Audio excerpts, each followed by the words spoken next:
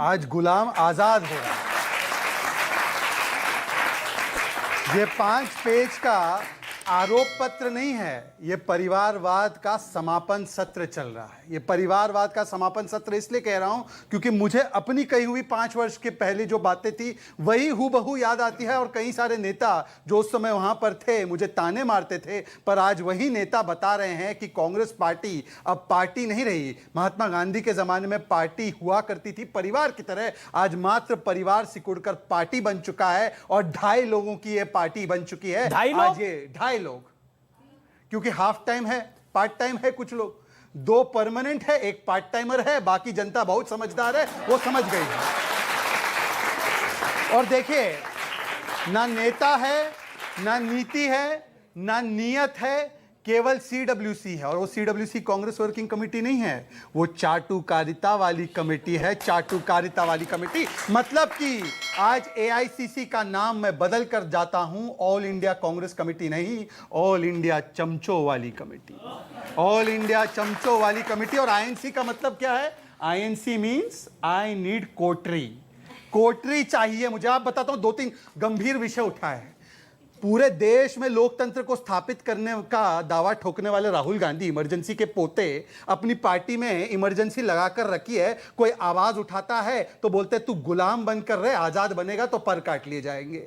ये जो पूरे देश में बोलते हैं इलेक्शन कमीशन बिका हुआ है, अपनी पार्टी में आंतरिक चुनाव नहीं कर पाते हैं। ये जो कहते हैं कि हम सबसे टॉलरेंट है, अगर G23 कोई बात रखे पार्टी के सुधार की तो टॉलरेट नहीं कर पाते। और आखिर 10 सेकंड लूंगा, देखिए मेरा दर्द बाहर ना आ रहा है, 5 साल पुराना दर्द है। अभी जी थोड़ा समय दे दीजिए। मैंने तो ये बात आप जो कह रहे थे वो गुलाम नबी आजाद कह रहे थी, वही तो मैं आपसे वही कह रहा हूं कि देखिए आज जो है ये जो पूरा सत्र है, समापन सत्र परिवारवाद का, ये क्यों होता है? क्योंकि कांग्रेस एक ऐसी स्पेशल पर्पस व्हीकल है परिवार की, जहां पर केवल परिवार को तवज्जो है, परफॉर्मेंस को नहीं। इसलिए 39 चुनाव हार जाते हैं, 49 में से 39 चुनाव हारते हैं, पर राहुल जी आप अध्यक्ष बन जाओ, राहुल जी आप अध्यक्ष बन जाओ, राहुल जी आप अध्यक्ष बन जाओ। ऐसा है कि केवल वो बनने को तैयार नहीं है। वो कह रहे हैं वो बनने को तैयार नहीं है। याद दिला दिया, वो इसलिए बनने को तैयार नहीं है क्योंकि with great power comes great responsibility. Rahul चाहते all my power no responsibility. यही गुलाम नबी आजाद चिट्ठी में लिख रहे हैं। इस चिट्ठी में यही गुलाम नबी आजाद लिख रहे हैं कि राहुल गांधी सारे डिसीजन रिमोट कंट्रोल से ले रहे हैं। वो पार्टी के अध्यक्ष नहीं है, लेकिन फैसले वो कर रहे हैं। देखिए ये बात तो बीजेपी लगातार कहती है कि राहुल है तो हमें कोई खतरा नहीं है। देखिए 2-3 बातें हैं। पहली बात यह है कि कांग्रेस पार्टी के अंदर अगर बवाल मच रहा है, कांग्रेस के सीनियर लीडर्स छोड़ के जा रहे हैं, तो शहजाद पूनावाला और बीजेपी को तो मजा आ ही रहा होगा, और वो आ ही रहा, देख रहे हो आप, ठीक है। दूसरी बात यह है कि दूसरी बात आंसू नहीं रुक रहे। हाँ, दूसरी बात यह है कि गुलाम नबी आज़ाद साहब जब पार्लियामेंट से उनकी विदाई का भाषण प्रधानमंत्री जी ने दिया, तो भारत का प्रधानमंत्री अगर किसी हमारे परिवार के, हमारी पार्टी के सदस्य के लिए उसकी आंख से आंसू छलकते हैं, तो ये हमारे लिए फक्र का विषय होना चाहिए, गौरव का विषय होना चाहिए। लेकिन आप ही के तो नेता कह रहे हैं आचार्य जी, जहां आप ही के तो नेता कह रहे हैं कि ये आंसू में ही कोई चाल है। मैं ऐसा नहीं मानता। देखिए आज गुलाम नबी आजाद साहब ने, कहीं आप तो आजाद होने की फिराक में नहीं है? पब्लिक की तरफ से भी आवाजें कुछ उठ चुकी हैं। वो कह रहे हैं 1 साल के अंदर अंदर जन भावनाओं का सम्मान करेंगे क्या आप?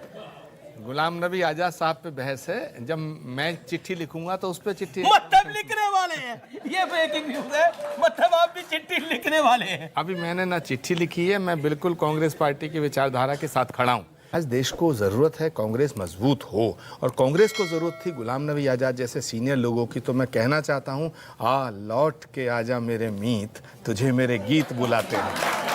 ये तो पहले किसी कांग्रेस ने बोला है कि लौट के आजा मेरे मीत, तुझे मेरे एक गीत ले लो। अच्छा आप भी गीत है।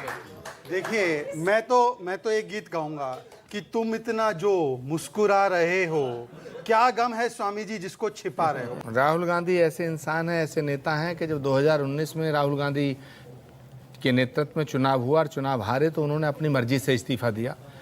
तीसरा पॉइंट ये है कि राहुल गांधी जी ने ये कह दिया था कि मैं अब अध्यक्ष नहीं बनूंगा, उस बात पे वो कायम है। तो इसको अप्रिशिएट किया जाना चाहिए था, बजाय अप्रिसिएशन के उनका मजाक बनाया गया। और कांग्रेस के कुछ नेता जिम्मेदार हैं, राहुल गांधी के कैरेक्टर एसोसिएशन की कोशिश लगातार बीजेपी करती है, क्योंकि बीजेपी का ये फर्ज बनता है, धर्म बनता है, मगर राहुल गांधी की इमेज पर ये तो खराब करने गुलाम में नबी आजाद कैरेक्टर एसोसिएशन अमित जो कर रहे हैं, इनका लेट धर्म और मी कर्म है क्या? फिनिश, मुझे बोलने दो यार, मैं बीच में बोलता ही नहीं मैं तो सवाल राहुल गांधी जी के कैरेक्टर एसोसिएशन और उन्हें बदनाम करने में जितनी भूमिका बीजेपी वालों की है, जितनी भूमिका बीजेपी वालों की है, कांग्रेस के कुछ नेताओं की भी भूमिका है। और वो कांग्रेस के वो नेता हैं जिनके खिलाफ गुलाम नबी आजाद ने अपनी चिट्ठी में जिक्र किया है। मैं इस बात से कतई इसको नकारने के लिए तैयार नहीं हूं। दो सवाल है, एक तो 10 सेकंड। हाँ, एक तो उन्होंने पूछा कि 5 सेकंड अरे भाई ये क्या हो जाती तो बहुत आप 5 स्वामी सेकंड जी आप हर समय ऐसे अरे करते भाई हमारे बिल्कुल बिल्कुल नहीं, मामला ही हमारे घर का हैं। ये तरीका नहीं है ना भाई, पार्टी अमित जी ये तरीका एक बार दो बार चार बार ऐसे करवाना करवा लो इन्हीं से। भाई झगड़ा ही हमारे घर का, तुम तो वैसे ही बोल रहे हो। अरे मेरा भी घर हुआ करता था, मेरा घर हुआ करता था, जब मैं बोलता था तब ताने मारते थे आप मुझे, तब ताने मारते थे, पूछे अमित से। तो शाहजाद ये सारे लोग ताने मारते थे। चलिए सुनिए, अच्छा अब सवाल इनका सवाल का जवाब भी दे दीजिए। वो कह रहे हैं आप मजे क्यों ले रहे हैं?